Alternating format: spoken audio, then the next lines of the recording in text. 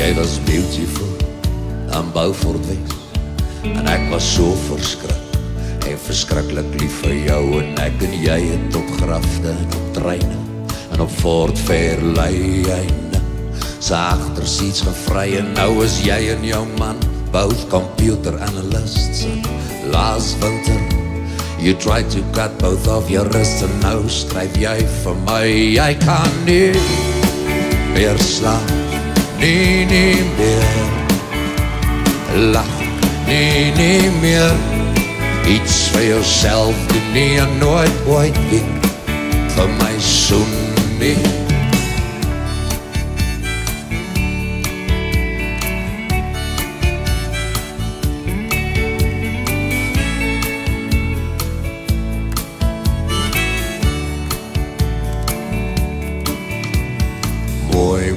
Mooi was jou woorde ook, terwyl jy mental sigarette rook, en al die sweet dinge vir my sê, terwyl jy sweet in my arms lê.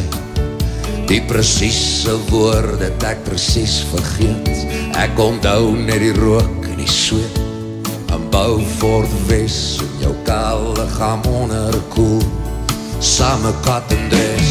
Nie meer slaap, nie meer lach, nie meer iets vir jouself doen nie, en nooit ooit weer vir my soen nie. Ja, dis miskien soos 'n storie uit die huisgenoot, maar jy het een aand skielik vir my weggestoot, en in die rearview mirror jou gesig gekyk en gesê, miskien moet ek gelukkiger lyk.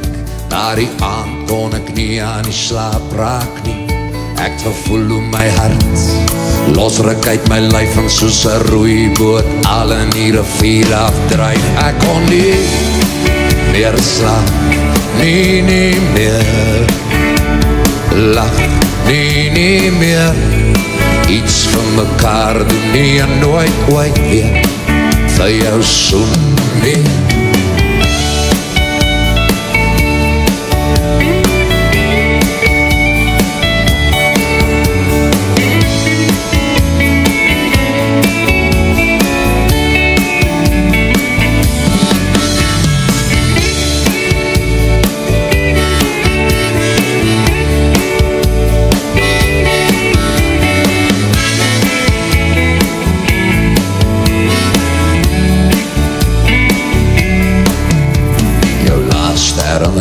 Waaroor ek sing is die nacht toe ek en jy die melktrein aan, en aan die nacht en ry tot ander kant. Die ding dong gong van die breakfast waiter in die gang verby. Dit was my wake up call, my lief. Jy het gesê, wees asseblief lief vir my, maar ek het gedroom ons het aan Beaufort Wes gaan woon.